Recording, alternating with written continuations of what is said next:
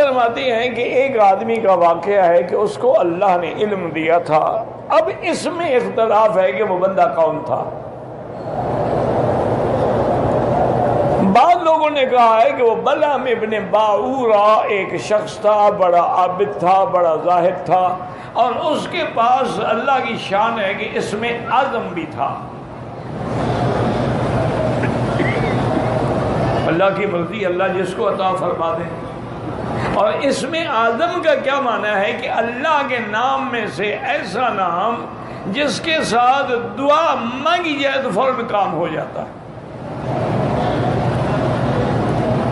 ویسے تو حکم بھی ہمیں یہی ہے کہ اللہ کے نام سے مانگیں، یا اللہ، یا رحمان، یا رحیم، یا حی، یا قیوم، یا ذی الجلال، لیکن وہ اس میں اعظم ان کے اندر چھپا ہوا ہے۔ جیسے آیت الکرسی ہے، خواتین سورۃ الحشر ہیں، تو علماء نے فرمایا کہ ان کے اندر اللہ نے اپنے اسم مبارک کو چھپایا ہوا۔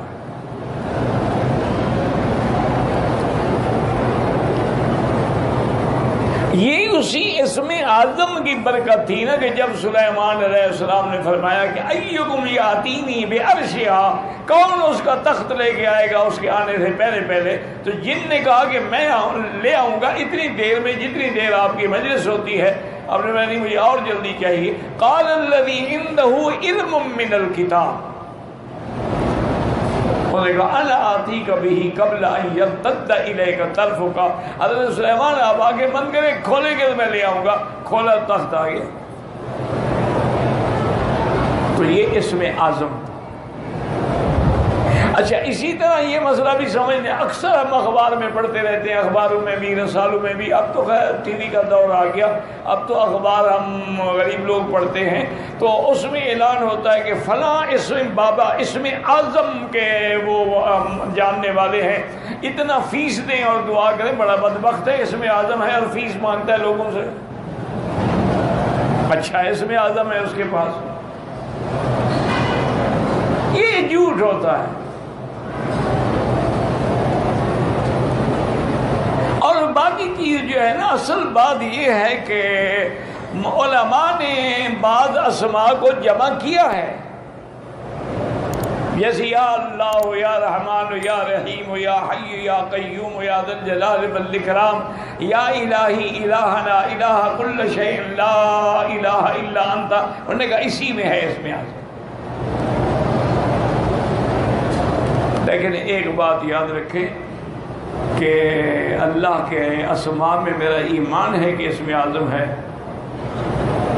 الذی سمیت بہ نفسک وانزلتہ فی کتابک وعلمتہ احدا من خلقک واستأثرت بہ فی علم الغیب عندک، تو حدیث میں ہے، لیکن اس کے لیے شرط ہے۔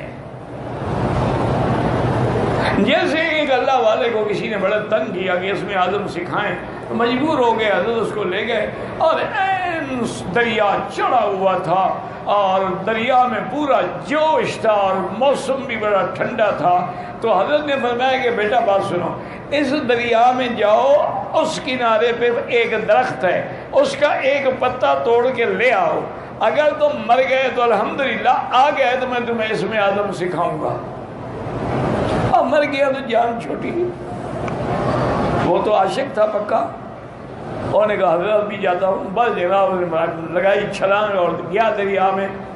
بہرحال خلاصہ یہ ہے کہ وہ پتہ لے آیا۔ جب پتہ لیا آپ نے فرمایا بھی ٹھیک ہے، درخت بھی یہی ہے، پتہ بھی یہی ہے، تو انہوں نے کہا حضرت اب مجھے اسم اعظم، انہوں نے کہا بس ایک بات بتا دو میں تمہیں اسم اعظم سکھاتا ہوں۔ انہوں نے کہا جی، فرمایا کہ جاتے ہوئے یا آتے ہوئے کبھی تم پر ایسا وقت آیا تھا کہ جب تمہیں یقین ہو گیا ہوگا میں اب مرتا ہوں، اب نہیں بچتا میں؟ اتنا بڑا دریا ہے، تیر کے جانا تیر کے آنا بچوں کا کھیل تو نہیں ہے نا۔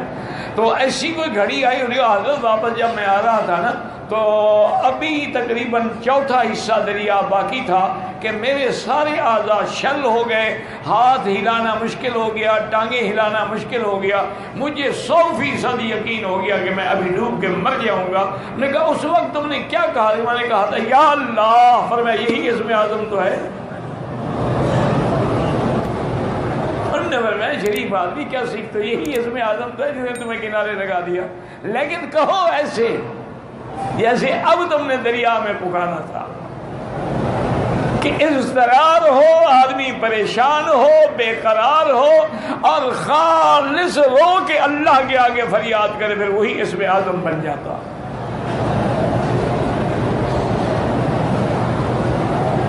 اور ویسے بھی یاد رکھیں کہ اللہ جو ہے اس میں ذات ہے، باقی تمام اسماء جو ہے وہ صفاتی ہیں. الرحمن الرحیم صفتیں ہیں نا، الخالق البارئ المصور المؤمن یہ صفات. اسم ذات صرف اللہ ہے، لیکن شرط وہی ہے جو میں نے عرض کی. اسی لیے بعض بزرگ کہتے تھے نا کہ اللہ کے بڑے مزے، جو آئے سو چکھ لے. یہ پڑھنے سے نہیں پتہ لگتا، عمل کرنے سے پتہ لگتا ہے، حلاوت ایمان آ جاتی. لیکن اسی حال میں پکاریں تو پھر سبحان اللہ. ویسے میں آپ کو سکھا دیتا ہوں اسم اعظم، کوئی مسئلہ نہیں، اور کوئی میں آپ سے معاوضہ بھی نہیں دیتا. آپ دعا ہی نہیں کرتے میری صحت کے لیے، اور معاوضہ کیا چاہیے؟ اسم اعظم حاصل کرنے کا بڑا آسان طریقہ. اللہ کے 99 نام ہیں جو صحیح حدیث میں ثابت ہے. ویسے تو لوگوں نے 1000 لکھا ہے، 3000 بھی لکھے ہیں. الاسنا فی اسماء اللہ الحسنی کتابیں لکھی گئی ہیں اللہ کے ناموں پر، لیکن جو صحیح نام ہے نا اللہ کے، ان للہ 99 اسما، حضور نے فرمایا اللہ کے 99 نام ہیں اور صحیح حدیث ہے. تو ان 99 ناموں میں ہی اسم اعظم ہے. تو اس کا طریقہ یہ ہے میرے عزیز کہ پاک ہو کر، باوضو ہو کر، لباس بھی پاک ہو، بدن بھی پاک ہو، بالکل تنہائی میں بیٹھ کے پہلے درود شریف پڑھیں. اس کے بعد یہ سارے 99 اسماء اللہ جو ہیں یہ سارے پڑھیں گے. یا اللہ ہو، یا رحمان ہو، یا رحیم ہو، یا حی یا قیوم ہو، یا سارے پڑھتے جائیں. جب ختم ہو جائیں پھر پڑھیں، پھر یہاں 3 دفعہ 7 دفعہ پڑھ کے پھر جو دعا مانگیں گے دل سے انشاءاللہ قبول ہوگی. کہ اسم اعظم تو ان کے اندر ہے نا، لیکن شرط وہی ہے کہ آدمی دل سے پکارتا ہو. جو بات نکلتی ہے اثر رکھتی ہے، پر نہیں طاقت پرواز مگر رکھتی ہے. اگر زبان اور دل آپس میں موافق نہیں ہے تو کوئی فائدہ نہیں. اسی لیے اللہ نے نبی پاک کو حکم دیا تھا کہ ان ناشئۃ اللیل ہی اشد وطئا واقوم قیلا. میرا مدنی رات کو کھڑے ہو کے تلاوت کر کے تہجد ادا کریں. یہ رات کا کھڑا ہونا جو ہے یہ نفس کو کچل دیتا ہے اور دل اور زبان کی موافقت ہوتی ہے. پھر جو بات ہوتی ہے وہ اندر سے نکلتی ہے. انا سنلقی علیک قولا ثقیلا. ہم آپ ایک بڑا بوجھ والا قرآن اتارنے والے ہیں، اس کے لیے تیار ہو جائیں. قم اللیل، اب کپڑا اوڑھنا چھوڑ دیں. یا ایھا المزمل قم اللیل قم اللیل الا قلیلا نصفہ او انقص منہ قلیلا او زد علیہ ورتل القرآن ترتیلا. اللہ نے فرمایا کپڑا لپیٹ کے سونے والے اٹھو. اللہ اکبر. پتہ نہیں میرے مولوی بھائیوں نے کہاں سے ڈھونڈا ہے کالی کملی والے اٹھو. پتہ نہیں کالی کملی کہاں سے لے آئے. مزمل کا لفظ ہے، کالی کملی کا تو ترجمہ کسی نے نہیں کیا. ایھا المدثر، کپڑے میں لپٹنے والے. کسی نے کالی کملی تو نہیں بتائی. یہ خود بھی تو کچھ کر لیتے ہیں نا جی ماشاءاللہ. تو اب اللہ کے نبی ساری رات تہجد میں کھڑے ہیں. بی بی عائشہ کہتی ہے بیٹا حضور کی نماز کا کیا پوچھتے ہو؟ فلا تسأل حسنہن وطولہن، کہ کتنی لمبی لمبی نماز میرا مدنی تہجد میں پڑھتے تھے. یعنی ایک وقت میں تو حضور کبھی کبھی تہجد میں 8 پارے بھی پڑھتے تھے. ہم تو 8 منٹ میں انشاءاللہ 8 رکعتیں جو ہیں پڑھ کے فارغ ہو جاتے ہیں. اسی لیے فائدہ کوئی نہیں ہوتا ساری میں جی تہجد نہیں چھوڑتا، فائدہ ہوا ہے کوئی؟ کچھ نہیں. کیوں؟ نماز پڑھے تو فائدہ ہو. ہوئی تو ٹکرے مار